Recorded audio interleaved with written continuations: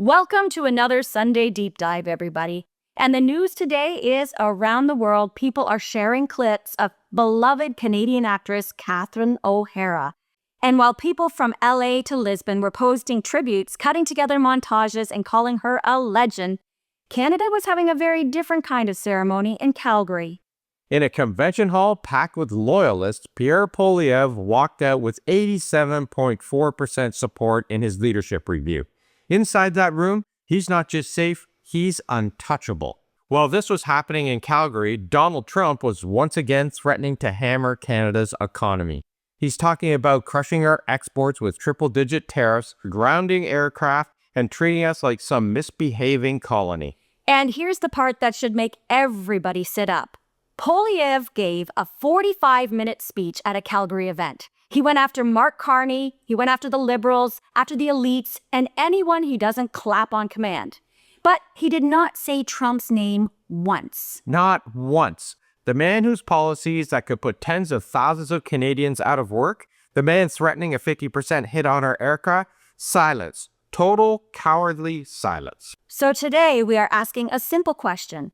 While Canada loses its heart with the passing of Catherine O'Hara, why is a wannabe prime minister acting like a fanboy in hiding for the man trying to starve our economy? Is this really who we want at the mic when our neighbor starts swinging? Or are we about to trade the class of Catherine O'Hara for the chaos of a mini strongman who can't even pick a riding and stick with it? The party just confirmed he's abandoning his current seat in Alberta so that the original MP, Damien Carrick, could have it back.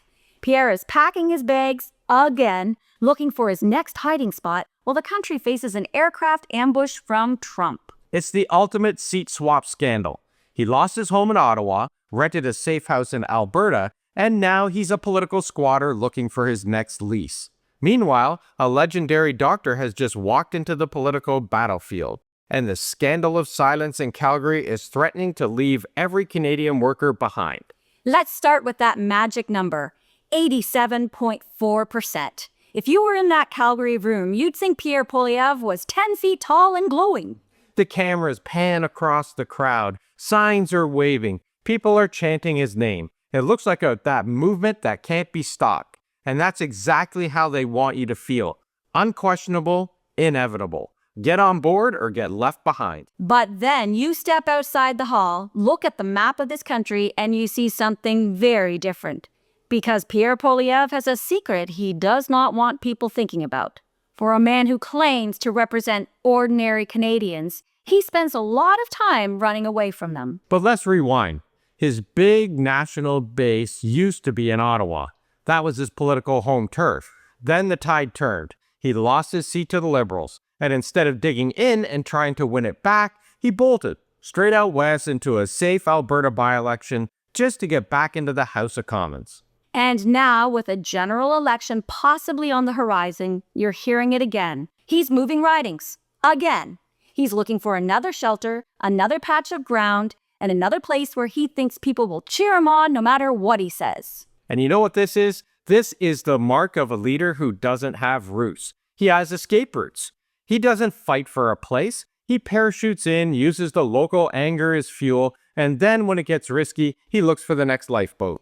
Think about how strange that is. This is a guy who spends his days talking about the people, the worker, the trucker, the family on the edge. He claims to be the one who gets them, but somehow he never seems to trust those same people enough to face them squarely in a tough riding and stay there. So, in that Calgary ballroom, sure, he looks unstoppable, but if you're looking at the electoral map, he's a man without a real home. He's not building roots, he's shopping for them. And here's the question that cuts through all the branding. If he's convinced Canadians are lining up behind him, why does he need to keep switching seats like it's musical chairs? Leaders normally have a place they stand for. A town, a city, a neighborhood where people can say, hey, we've known this person for 20 years. We've seen them at the grocery store, at the rink, at the community meetings. They take the heat when things go wrong. What we have instead with PP is a politician who treats Alberta like a parking lot for his ego. He pulls into whatever stall looks the biggest, revs the engine, and then calls it a revolution. And that matters for people watching outside of Canada as well. Because when you live next door to a superpower that's spinning out, you need leaders with actual roots. People who can look at their own neighbors in the eye and say, we're not for sale, we're not moving, and we're not going to fold just because Washington starts shouting. Instead, we've got a man who keeps searching for the easiest crowd at the exact moment when we need someone willing to stand in the hardest ones. So when you hear 87.4%, don't just think strength. Think reality check. That's a controlled environment. That's a room full of people who already decided he's their guy. The real test is whether he can stand in places that aren't stacked in his favor and still face the music. Which brings us to the next part of his story. What's happening while he's running around looking for a friendly seat? Because while Pierre is picking ridings like outfits, the neighbor to the south is pointing economic weapons directly at Canadian workers. While Pierre Poilievre was in Calgary giving that 45-minute parade of applause lines, Donald Trump was busy online setting his sights on one of Canada's key industries. On Truth Social, Trump was laying out his latest threat, a 50% tariff on Canadian aircraft, and, even more outrageous, talking about stripping certification from Bombardier's Global Express jets. Not negotiating, not talking about standards, just waving his wrecking ball. When you start muttering about decertifying jets, you're not just hitting a company, you're attacking the livelihoods of engineers, technicians, parts manufacturers, and entire communities that depend on that sector. On both sides of the border, by the way. And what's the reason this time? Trump is angry that Canada won't fast-track approvals for the rival American jet. So instead of picking up a phone and negotiating standards like adults, he threatens to wreck Canadian aircraft sales unless we roll over. That's not economic policy. That's a schoolyard shakedown with better lighting. Now, you would think that in this moment, every Canadian leader who claims to care about the regular workers would be out there loud and clear defending them. You'd think the guy who calls himself the voice of the common man would be tearing a strip out of Trump for using Canadian jobs as a bargaining chip. But instead, what do we hear? Silence. From Poilievre, all you get is noise about warrior culture and castle laws and whatever other buzzwords his team has tested that morning. He's busy pounding that podium about toughness while the Americans are literally threatening to rip the wings off one of our signature industries. And that's the mini-Trump method, right there. You fire people up about symbolic stuff so that they don't notice when you quietly duck out of the frame on the issues where you'd have to stand up to your hero. Because make no mistake, Trump knows exactly what he's doing. It doesn't matter if they ever go into effect, but when he threatens tariffs, when he talks about decertification, he's sending a message. Your prosperity depends on my mood. And that is a direct challenge to Canadian sovereignty. It's not just about jets. It's about who gets to decide what we build and who we sell it to. It's about whether Canada is allowed to have its own industrial policy, or whether we're expected to check with Mar-a-Lago first. And in that moment, when workers in Quebec and beyond, that's when they should be hearing about a united message. We will not let you be used as bargaining chips. But what they're getting from Poilievre's speech? Nothing. So you have to ask Dave, if this is how he behaves when he wins his leadership challenge, what happens if he's sitting in the Prime Minister's chair? Does he fight for Canadian aerospace, or does he quietly hand over the keys while smiling for a photo next to an American flag? His silence has already answered that question. When Trump goes after Canadian workers, Poilievre's instinct is not to confront him, it's to look at his shoes and talk about something else, right? That's not strength. That's obedience with just better hair gel. And it leaves a gap, a vacuum. Because when one side of the border is escalating, you need people on this side who actually know how to protect a system. Not just tear it down and hope the neighbor throws you a cookie or a new riding. Which brings us to something that happened quietly this week in a downtown Toronto riding that most of the world has never even heard of, but should. Yeah, while Conservatives were busy rage farming in that Calgary hall, the Liberals rolled out a very different kind of candidate in University Rosedale. That's our old riding. Chrystia Freeland's old riding as well. Yep. Dr. Danielle Martin. Now, if you're in Canada, you might know her from her work on healthcare. If you're in the United States, you might remember her for another reason. She's the doctor who sat in front of the U.S. Senate and calmly dismantled a bunch of nonsense about the Canadian healthcare system. No shouting, no theatrics, just facts, stories, and a level stare that said, "I'm not here to entertain you, I'm here to correct you." And that moment went viral because it was such a contrast to the usual chaos. Senators were trying to score points. She was there to explain how a public system can actually work. She turned their thinking points into confetti without even raising her voice. And now that same doctor is stepping into federal politics under Mark Carney's banner. That's not an accident. That is the Carney era in action. While Poilievre is out there moving ridings, looking for the safest possible place to personally survive an election, Carney is pulling people like Danielle Martin into the ring and saying, "Okay, you believe in this system. Come help us defend it." It's the difference between someone who wants to build a country that can stand up to international bullies and someone who just wants to rant about Ottawa and then hide when the neighbor starts throwing punches. Carney's whole project has been about Fortress Canada.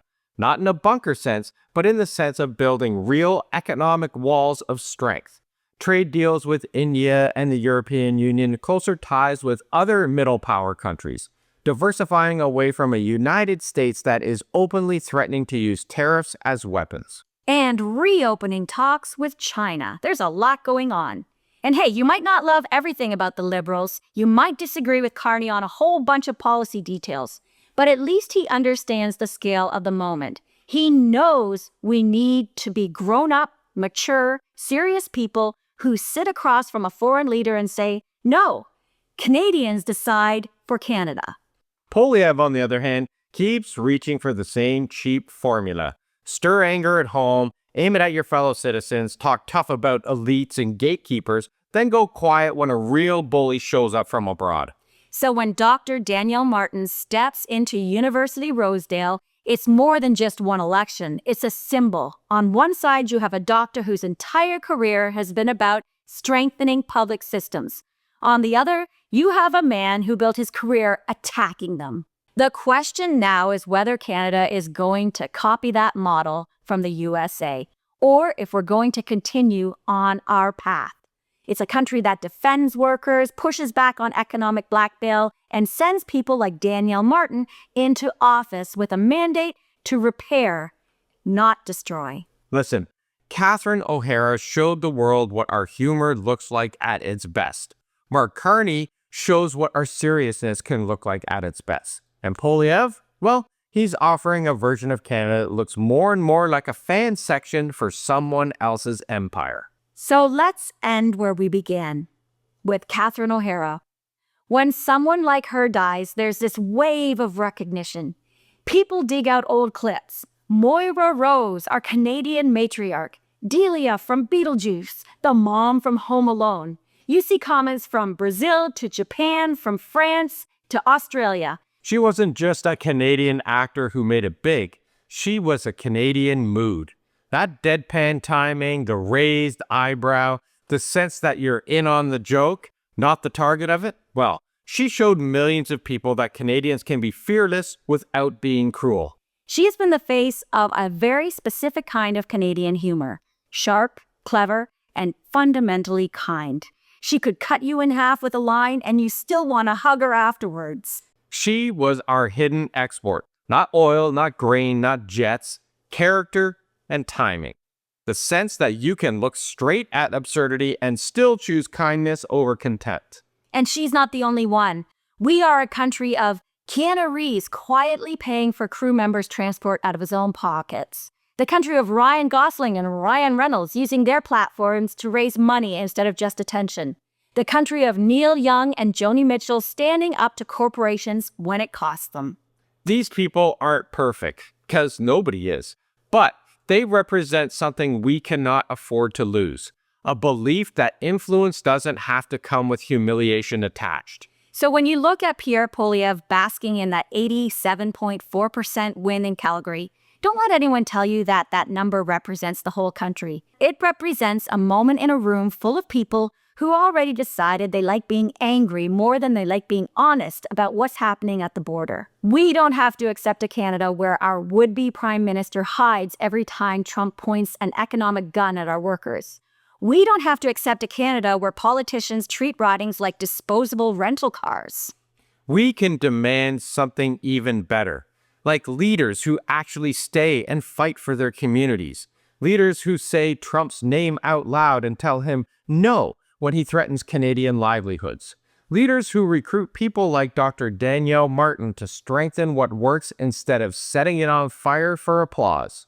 Catherine O'Hara didn't represent this country by screaming at people. She represented it by being clever, generous, and unafraid to be a little strange in the best possible way. And that's the Canada that we believe in. Not the 87% in the ballroom, not the mini-Trump era, the one that sends artists, doctors, thinkers, and straight talkers out into the world and says, go show them exactly who we are. We are the North! So rest in peace, Catherine O'Hara. You helped shape the best version of this country. And all of us in Canada will take it from here and follow your lead. And if you're watching this from outside of Canada and you're tired of the same old strongman story, stick around. There's another way to do this, and we're going to keep on talking about it every day. If you found this helpful, hit like, subscribe, ring that bell so you don't miss the next deep dive, and consider joining our 18 community or our Substack where we can go even deeper. And we're Dave and Deb of the Planet D. And you know what? Canada is not trading class for chaos without a fight. Thanks for watching, and we'll see you tomorrow.